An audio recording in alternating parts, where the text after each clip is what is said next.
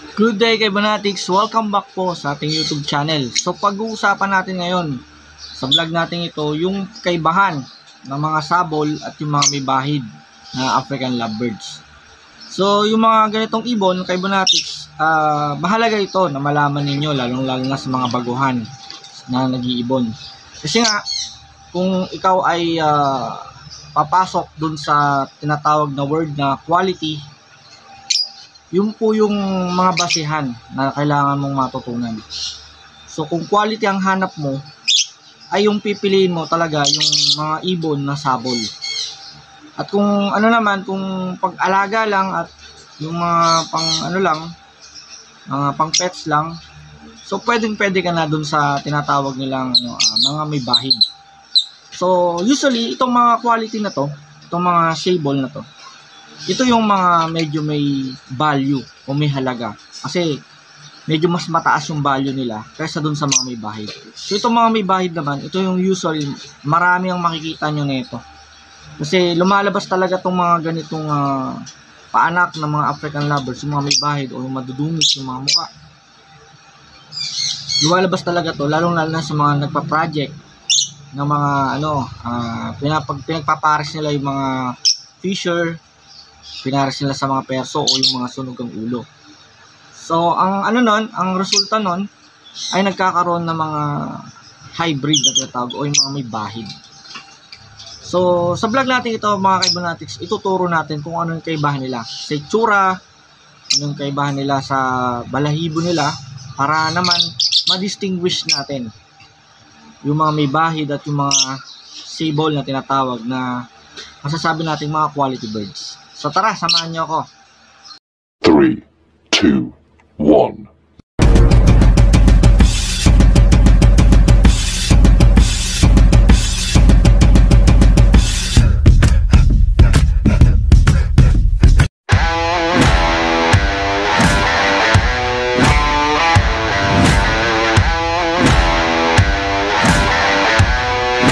Are you ready?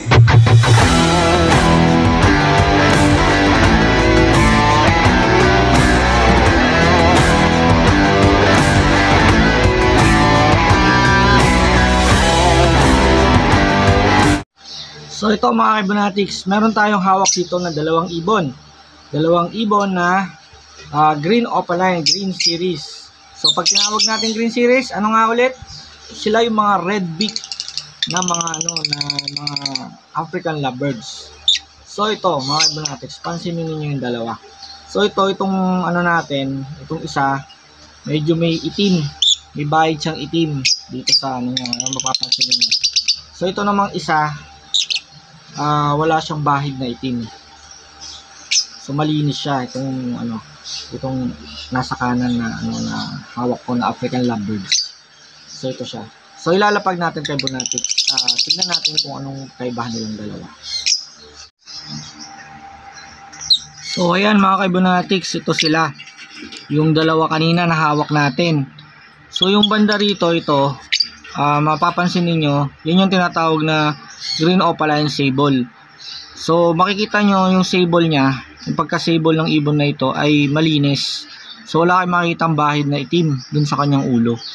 So ito namang isa, kung mapapansinin niyo, yun doon yung tatago. Yun, may bahid siya na itim sa kanyang ulo. Ayan may bahid siya na itim. So may dungis na tinatawag. May pagka-hybrid ng itsura niya. Ayan ayan siya. So kung ikukumpara natin, yung isa malinis. So yung isa naman, may itim na may bahid sa kanyang ulo. So kung quality ang pagbabasihan mga kaibanatics, so mas quality tignan itong nandito. Ito. Yan. Kasi nga, wala siyang bahid. Ang tawag sa kanya ay sable. Yan. So sa mga ganyan, ito yung mga ginagamit kay Banatics sa mga project. Kung gusto mong pagandahin yung yung opaline lutino project mo, yung pagka-sable nung mga lutino mo na pina-project, ay gagamit ka ng mga ganitong materyales kay Banatics. Kesa yung ganito, yung isa, yung nandun, yung nagtatago. Yun, kesa yung ganon, pag ginamit mo yan, lalong dudungis yung ibon. So yung quality ng ibon mawawala. So kung hanap mo yung quality talaga, na for export quality ka nga. Ito yung pipiliin mo, itong isa. Itong ganito. Yan yung tumatalon na yan. Sable ang tawag yan. Yan. Kapag ganyan, ang pinili mong materyales pare-pare sa ibon mo o sa pina-project mong ano, lalong gaganda yung project na resulta na sa yung ano, pagbi-breed. So maganda yung resulta, yung mga anak na ilalabas nila. Kapag ganyan yung ginamit mo kay Bonatics, yung sable o yung malilinis. So ito, kay Bonatics, meron naman tayo itong sample dito. Ito yung mga Lutino natin. So lahat sila ay na ano, mga Lutino. Pero merong isa dito na ano, na Opaline Lutino. So meron na siyang bangga na infused na Opaline mutation. So yung nasa dulo, yung nandun sa sulok, yun o, yung nandun sa sulok kay Bonatics, yung nandun nakatayo. So yun yung Opaline natin. So itong dalawang nasa harapan natin, ito yung ano, mga ordinary natin na ano. Itong nandito sa gitna, yung nakatungtong sa perch, siya yung ano, siya yung Lutino natin na normal. So ito namang nandito natin, yung ano natin, yung Lutino split Opaline cock. Cock na siya mga Bonatics. So sex lang niya cock. So yung ano nila, pagkakaiba nila kay Bonatics. So yung mapapansin niyo, so matured na tong mga to. So itong nandito, ito. Yan, yung lalaki natin, yung split Opaline cock. Ano siya? Yung pagka-orange ng kanyang ulo ay medyo hindi ano, stable. Kumbaga may ano, may kulay puti o yellow na makikita kayo na halo dun sa kanyang ano, kanyang balahibo sa ulo. Ito naman medyo, itong nasa perch, itong nasa gitna, ito. Ano naman siya, medyo ano, yung pagka-orange ng ulo niya hindi kumpleto. Ayan, sa ano lang, sa bumbunan niya may mga yellow pa rin kayo makikita. Yung nandun naman sa sulok, ano, yun yung Opaline natin. So pino-workout pa natin yan kay Bonatics, yung ano, yung Lutino Opaline natin. Kasi hindi pa siya pasok dun sa tinatawag na quality. Dahil hindi pa siya ganun ka ano, ka-stable na tinatawag. Pero makikita natin yung pagkakaiba niyan sa buntot nila kay Bonatics. So sa buntot ng mga ano, ng mga Lutino, may ano, may baring na tinatawag na puti. Samantalang yung ano, yung Opaline ay wala siyang baring na puti. So pakita natin, i-close up natin kay Bonatics. So ito kay Bonatics, so may hawak tayo ditong normal Lutino. Normal Lutino hen. So bali itong normal Lutino hen, mapapansin niyo kay Bonatics. Ito yung sinasabi ko kanina. Yung baring na puti. May puti kayong makikita na baring. Ayan yung kulay puti na yan. So pag binulatlat natin yung balahibo niya, yung sa puwet, sa may buntot niya, ayan. So hindi yung pagkaka-shade nung orange niya dito sa buntot, hindi lahat dito sa buntot niya. Kasi yung kaiba niya sa Opaline, yung Opaline kasi walang ganito, walang puti na baring na tinatawag o ramp. Walang ramp. Ito walang ramp na tinatawag. Rampa tinatawag to. Tapos yung baring dito, may puti kayong makikita dyan. Ito banda dito may puti. Ayan. Nandiyan yung baring. So tingnan naman natin yung ano, tsaka isa pa yung ano, yung dito sa bumbunan niya, hindi ganoon ka orange. Ayan, hindi ganoon ka orange kay Bonatics. So yan yung Lutino natin na hen, normal Lutino hen.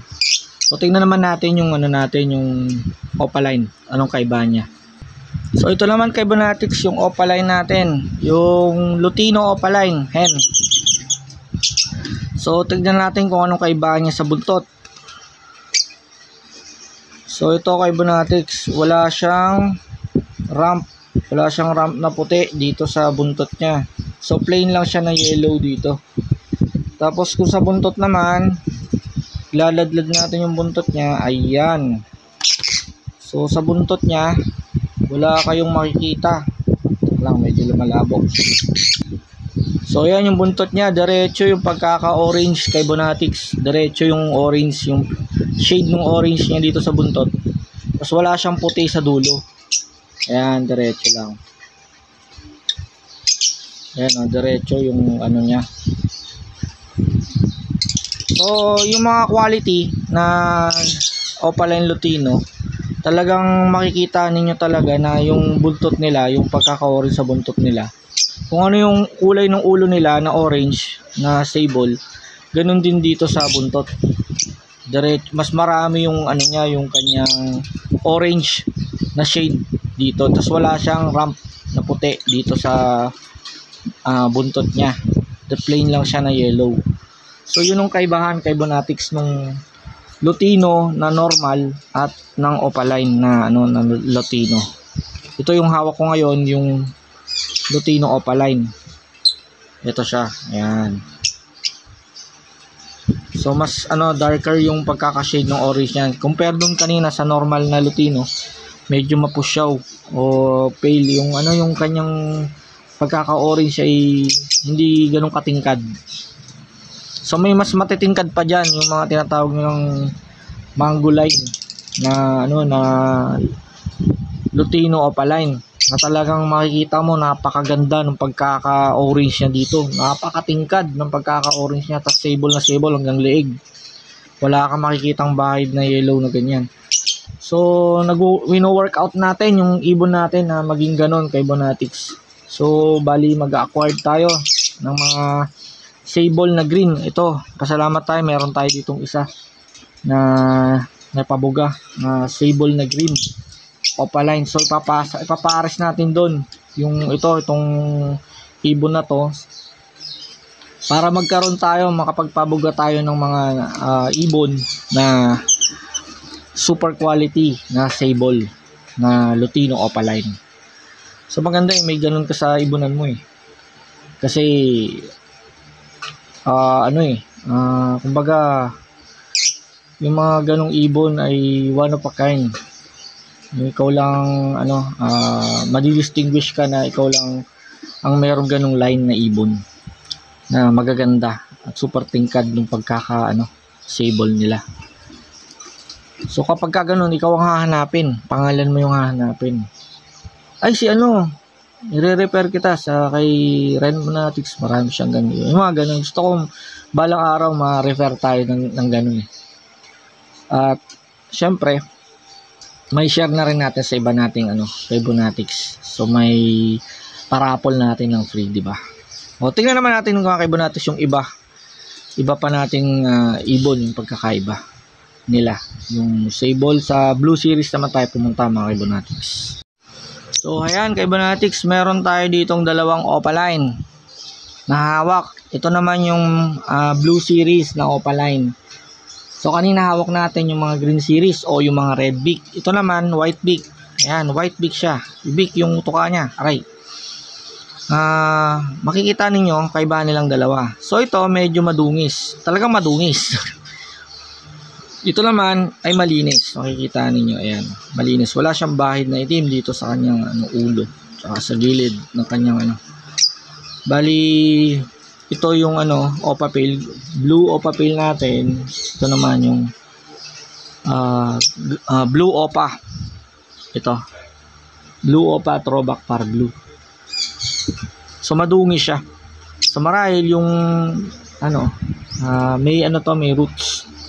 Ito na pinares yung magulang niya sa Personata. Kaya naman nagkaroon ng mga hybrid ng mga anak na nilabas. Yung mga pag tinawag ng mga ganun, mga hybrid, yung mga madudungis na. So magiging hybrid lahat ng anak nun. So ito yun. Madudungis. Kaya nakapagpabuga tayo ng ganun. Kasi nga before nagpa-project tayo ng mga ng mga Perso Opaline. So Personata Opaline. So ito yung mga resulta nila, naging resulta ay nagkaroon ng mga may bahid yung mga anak. So ito naman malinis. So Opa Pale, paanak na natin to. So ang pinaparami natin ngayon yung yung mga ganito na sable, malilinis. Kasi nga kung doon ka sa quality, kung hinahanap mo yung mga quality birds, talagang pipiliin mo talaga itong mga ganito, yung mga sable. So ito naman, bukod sa ang use naman nito, so hindi naman tapon to mga Kibonatics. Baka sabihin nyo, porket may bahid ay wala nang value o wala nang silbi. So may mga silbi yan. So pwede nyo silang ipa-gift bird sa mga newbie na gustong mag-alaga, mag-start. So pwede nyo rin silang gawing pa-monster o yung pampares sa lagyan nyo sila ng pares, pagkatapos gawin nyo sila pa-monster o tagayaya ng mga itlog. Sila yung magpipisa ng mga itlog ng mga project ninyo na mga quality birds.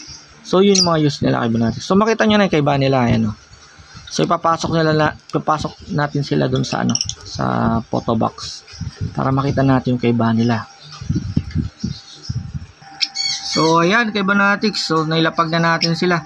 So makikita nyo talaga yung nandito sa kaliwa. Ayan madungis talaga siya. Compare dito sa nasa baba, yung blue Opa Pale natin, sable yan. So bali nadungisan na lang yan sa cage. Pero talagang maputing-maputi yan, walang bahid yan. Nagdungis na lang siya sa kakabunggo niya sa cage natin, kaya ganyan. Pero ito talaga, makikita ninyo itong blue opaline ito.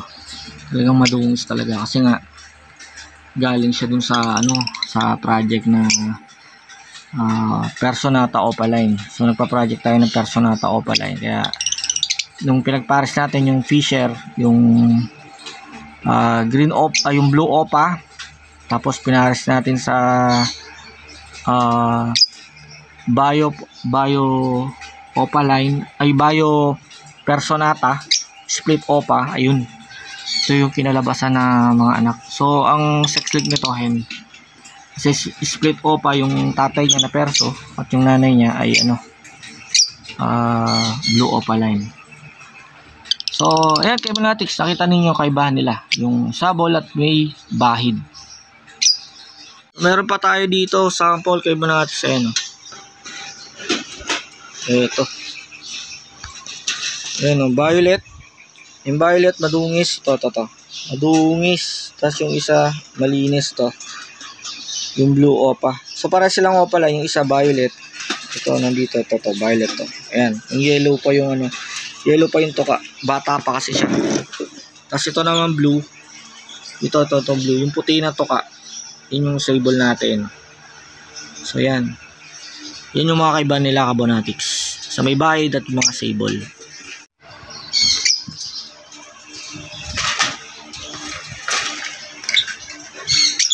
So nandito yung mga natin Kibonatics, yung mga Lutino natin, yung sable tsaka yung Lutino Opaline at yung Lutino Split Opa at yung mga natin green Opaline Split Ino Sable. Ayan sila. Meron din tayong may bahid. Ayan, kita nyo kaibahan talaga nila. May dungis yung mga may bahid, at yung mga sable yung talagang matitingkad yung pagkaka-orange at buong buo, walang bahid siya na makikita. So hope na may natutunan kayo sa vlog natin Kibonatics tungkol sa pagkakaiba ng sabol na African lovebirds at yung mga may bahid. Yan. So hanggang sa muli mga Kibonatics, patuloy na muna natin video natin ito. At sa mga hindi pa pala nakakapag-subscribe sa channel natin, please subscribe my channel, Ren Ibonatics. At kung gusto mo yung mga topic na ganito na about sa mga birds, lalong-lalo sa mga African lovebirds, ay pindot mo yung notification bell para lagi kang updated sa mga video natin na ina-upload patungkol sa mga ibon. So, God bless Kibonatics, hanggang sa muli. Thanks for watching Kibonatics. Hope you enjoyed this video. Breathe lang ng breathe. Don't forget to like, share, and subscribe.